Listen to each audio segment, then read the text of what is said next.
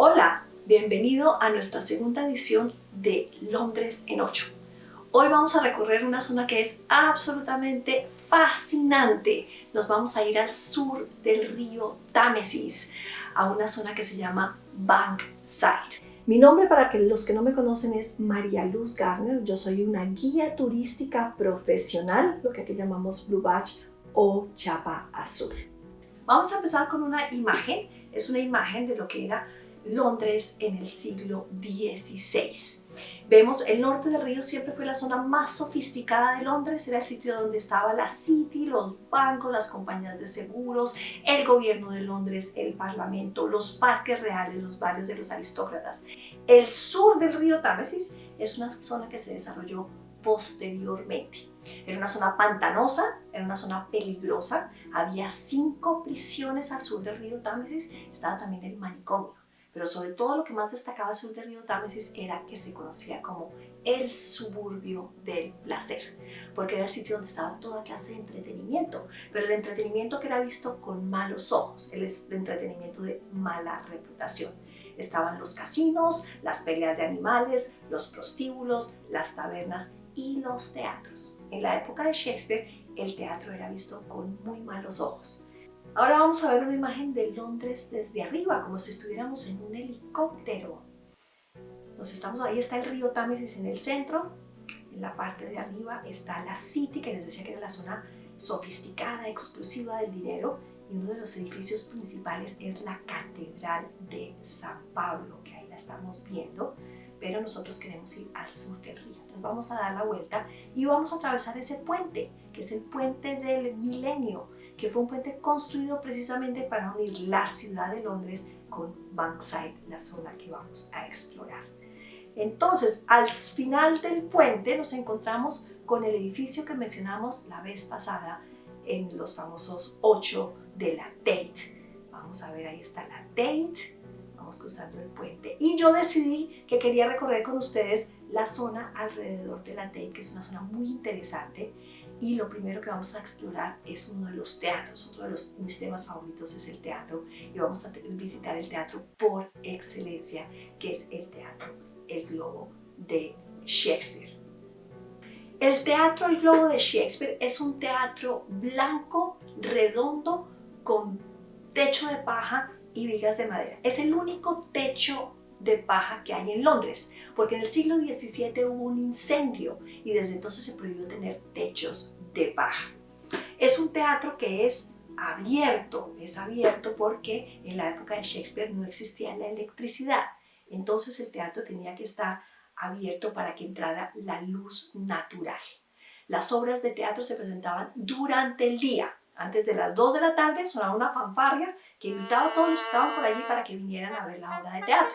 Se izaba una bandera. Dependiendo del color de la bandera, uno sabía qué tipo de obra se iba a presentar. Si la bandera era una bandera negra, por ejemplo, quería decir que era una tragedia. Si era una bandera roja, era una obra histórica. Si era una bandera blanca, era una comedia. Entonces uno sabía a lo que iba a entrar. Era una experiencia completamente diferente a lo que tenemos hoy en día en el teatro. El teatro en la época de Shakespeare era un teatro de lenguaje, de poesía. Uno de hecho no decía, yo voy a ver una obra de teatro, uno decía, yo voy a escuchar una obra de teatro. Entonces era un teatro sencillo, con poco decorados, pocas cortinas. Las mujeres no podían actuar en el teatro, los hombres se disfrazaban, pero no necesariamente los disfraces siempre coincidían con la época o con la persona que estaban representando.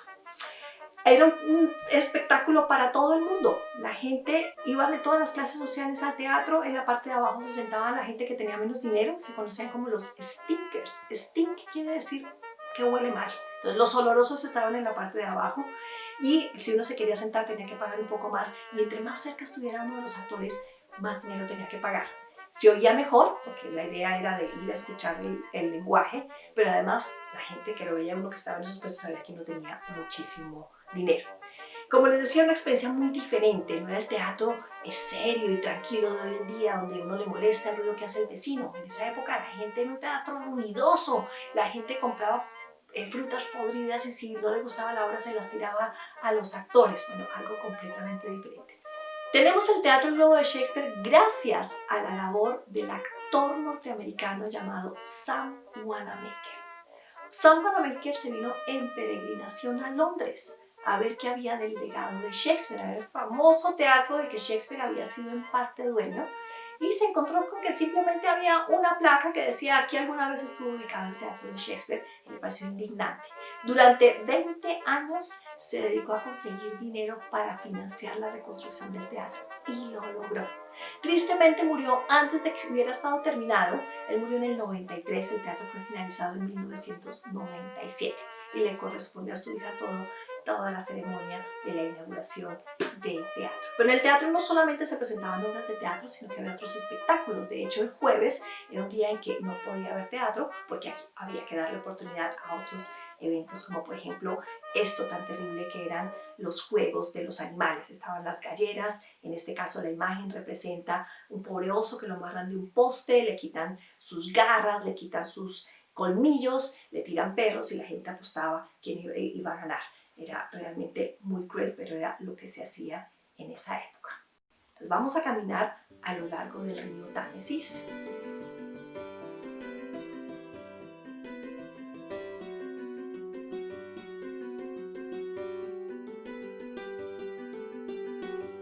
Aquí dentro de este túnel vemos 5 paneles que representan un evento muy divertido que sucedía en el río Támesis.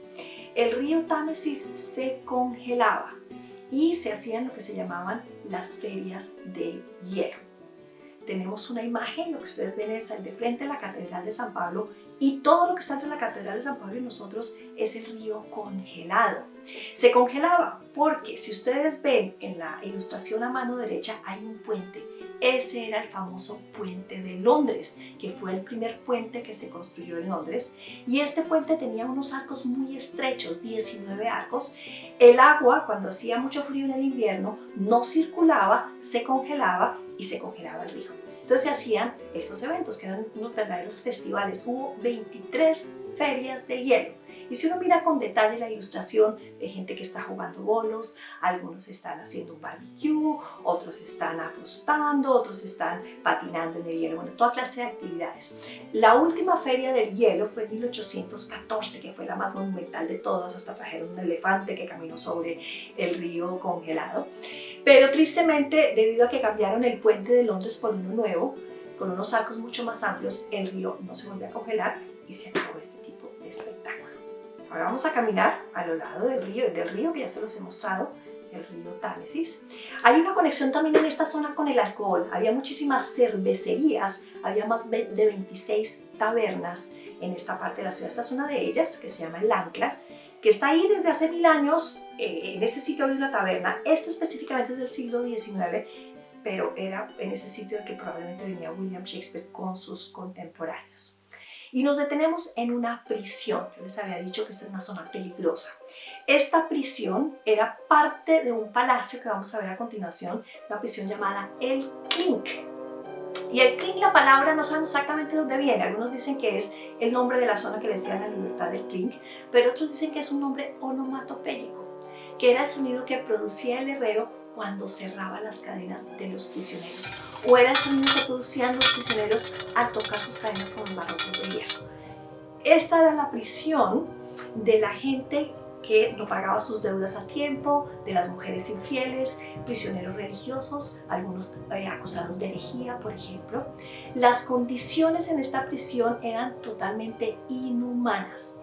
Los guardianes recibían un salario muy bajo y le exigían a los prisioneros y a los familiares de los prisioneros que les pagaran para dar las cosas básicas a estos pobres prisioneros, como por ejemplo darles algo de alimento, darles un espacio donde dormir, para que no los maltrataran, no los torturaran, no los golpearan. Esta imagen es una jaula que tiene un cadáver que ha sido quemado, le han echado sal para que las aves no se lo coman, y servía como una simple advertencia. El que iba pasando por allí sabía que si se comportaba mal o si era criminal iba a terminar en el clink. De hecho, la palabra clink se utiliza hoy en día en Estados Unidos como una palabra genérica para referirse a la prisión, y aún no lo llevan al clink. El clink sirvió como prisión desde el siglo XII hasta 1780.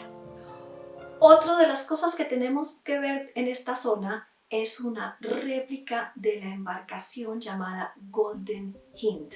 es una réplica operacional. La embarcación original era parte de una flota de otras 5 embarcaciones que se fueron hacia las Américas. Hubo una tormenta en el estrecho de Magallanes, las otras perecieron y esta fue la única que logró sobrevivir. El barco le pertenecía a un personaje muy controvertido llamado Francis Drake. Francis Drake era pirata, corsario, capitán, explorador y traficante de esclavos. Francis Drake se iba a buscar asaltar las embarcaciones de los españoles que venían cargadas de plata y de oro de las Américas. Él atacó Santo Domingo y Cartagena de Indias y logró capturar un tesoro que sería el equivalente a lo que hoy serían 24 millones de dólares. Y esto lo hacía patrocinado por la reina Isabel I, con quien compartía su tesoro. Entonces, para los ingleses es un corsario. Ahora, escapando precisamente de todas esas embarcaciones españolas, decidió no devolverse por donde había venido, y les voy a mostrar el recorrido, sino que decidió regresarse por el Pacífico. Entonces, esta es una de sus hazañas y es por lo que se conoce como un explorador, porque fue Francis Drake el primer inglés que circunnavegó la Tierra. Y de hecho la hazaña fue considerada aquí tan grande que la reina Isabel lo condecoró y lo nombró Sir. Entonces aquí es Sir Francis Drake y su nombramiento se lo hizo en la embarcación que acabamos de ver. Otra de las razones por las cuales es admirado aquí en este país es porque él participó en la guerra y posterior victoria contra la Armada Invencible de los españoles. Ahora les decía, para algunos es un héroe y para otros es un villano. Y en este momento que ha habido una revaluación de todos los monumentos y estatuas, el de Francis Drake es uno de ellos, porque él tuvo vínculos directos con el tráfico de esclavos. Francis Drake, de hecho, trabajó con uno de sus parientes, fue el que se ideó el triángulo de la esclavitud, en donde las embarcaciones salían de Europa cargadas de bienes que llevaban al África para venderlos en África. En África cargaban las embarcaciones con africanos libres que los convertían en esclavos y los llevaban a las Américas para que trabajaran en las minas y trabajaran en las plantaciones. Y el barco se venía cargado de mercancía, precisamente de azúcar y algodón, de ron, de todo este tipo de cosas producidas por los esclavos. Entonces era el triángulo perfecto que se beneficiaba en todos los puntos de la embarcación. Él traficó aproximadamente 1.400 esclavos. Entonces en este momento hay 2 estatuas de él en el país, una está en Plymouth y otra está en otro sitio que se llama Tavistock, y está revaluándose cuál va a ser el futuro de estas estatuas. El siguiente sitio que no nos podemos perder y que uno no se pierde realmente porque es lo fascinante de caminar por las calles de Londres, se encuentra uno con una ruina como esta. Esta es la ruina del Palacio de Winchester. El Palacio de Winchester era la residencia del obispo de Winchester. Y el obispo de Winchester era el señor feudal de esta zona. Esto funcionaba fuera de la City, por consiguiente tenía unas normas distintas aplicadas por el obispo. La iglesia era la que manejaba esta zona y eran en este caso normas un poco más laxas, más relajadas. Por eso tenían todo este tipo de espectáculos que les he mencionado, como los teatros, como los casinos, los juegos de animales, y otra cosa que había mucho eran muchos prostíbulos. La prostitución era una actividad legal, pero era regida y se beneficiaba el obispo de este tipo de actividades. Entonces lo que vemos aquí es lo que queda en un palacio gigantesco. Lo que vemos en realidad es el gran hall en la parte de arriba con su rosetón. Estamos hablando del obispo. Tenemos también una catedral, la famosa catedral de Sadek, que es la catedral más pequeña que hay en Londres y es una de las primeras catedrales góticas que hay en el país. Fue construida entre 1270 y 1420.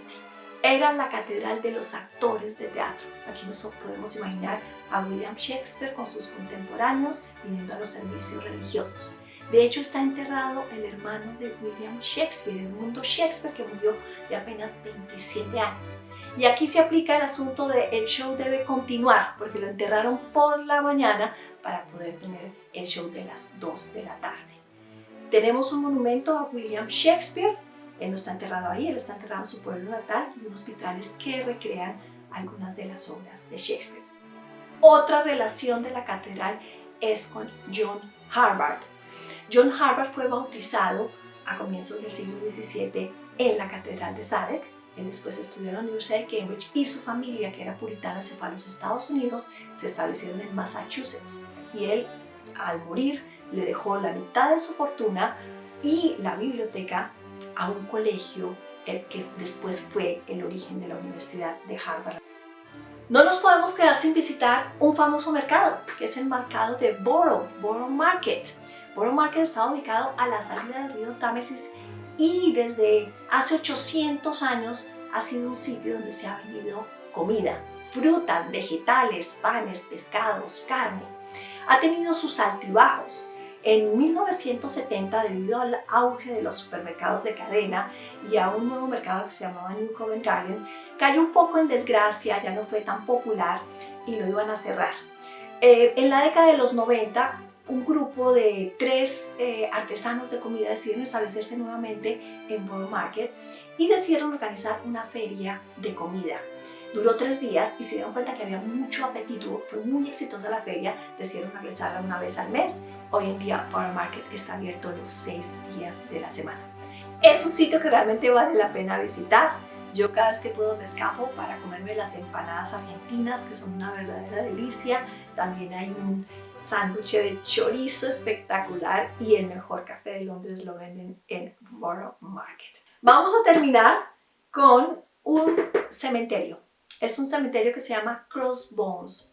Es un cementerio en tierra no consagrada donde hay enterradas aproximadamente 15.000 personas, muchos de ellos niños y prostitutas.